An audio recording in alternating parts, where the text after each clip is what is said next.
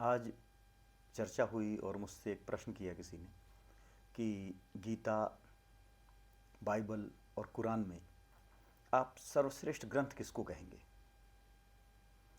ईश्वर का सबसे अच्छी तरह से चित्रण विवरण किस में किया गया है?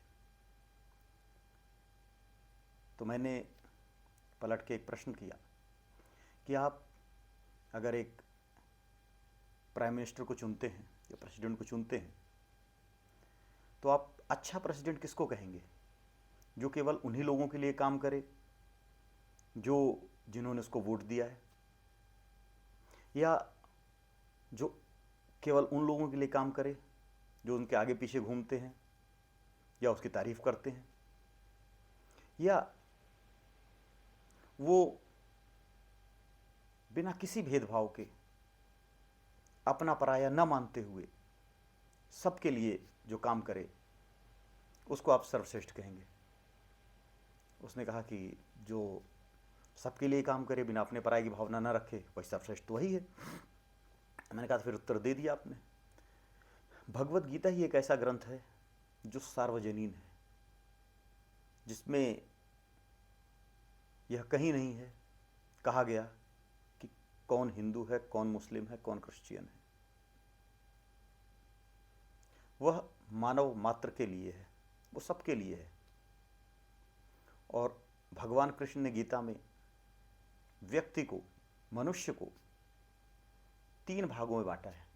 कुछ मनुष्य ऐसे होते हैं जो माइंडेड होते हैं, ज्ञान प्रधान होते हैं, जिनमें दिमाग हावी होता है, उनके लिए ज्ञान मार्ग। कुछ ऐसे होते हैं जो मेहनत ज़्यादा करते हैं, मेहनत कर सकते हैं, दिमाग को उतना उपयोग कम करते हैं लेकिन मेहनत ज़्यादा कर सकते हैं, उनकी क्षमता होती है, उनके लिए कर्म मार्ग। कुछ ऐसे होते हैं जो भाव प्रधान होते हैं, जिनमें भावना होती है, आर्टिस्ट होते हैं, साहित्यिक लोग होते हैं, उनके लिए भक्ति मार्ग। तो जिस तरह का व्यक्ति है उस तरह का मार्ग उसके लिए सुगम हो सकता है, क्योंकि हम अगर अपनी प्रकृति के विपरीत काम करेंगे, हम नदी के बहाव के विपरीत तैरेंगे तो हमें बहुत अधिक शक्ति लगेगी, और अगर बहाव बहुत तेज है तो हम अपने गंतव्य तक नहीं पहुंच पाएंगे। भगवान कृष्ण ने बिना किसी धर्म का, बिना किसी जाति का, बिना किसी क्षेत्र का, बिना किसी भाषा का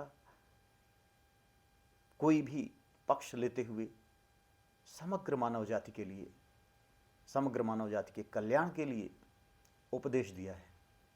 यही कारण है कि वह सर्वश्रेष्ठ एवं सर्वोत्तम है। यह कहीं नहीं है कि अगर तुम भगवान कृष्ण की उपासना न करके किसी और की उपासना करते हो तो आपको नरक में डाला जा सकता है, या अगर आप किसी दूसरे पंथ को मानते हैं, किसी दूसरे देवता को मानते हैं तो आप निकृष्ट हैं, या आपके पाप को क्षमा नहीं किया जाएगा। भगवान कृष्ण कहते हैं कि किसी भी देवता को आप भजो, वह सारा अंततोगत्वा आप मुझे ही भजते हो, क्योंकि मैं ही आदि रूप हूं। जिस तरह पानी कहीं भी बरसे अंततोगत्वा समुद्र में चला जाता है, उसी तरह किसी भी देवता को किया गया प्रणाम अंततोगत्वा अल्टीमेट रियलिटी को, नारायण को चला जाता है। वही अल्टीमेट रियलिटी एक है, हम उसको अनेक नामों से जानते हैं।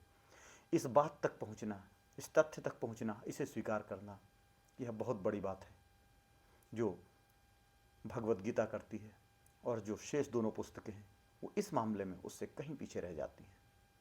हरि ओम तत्सत।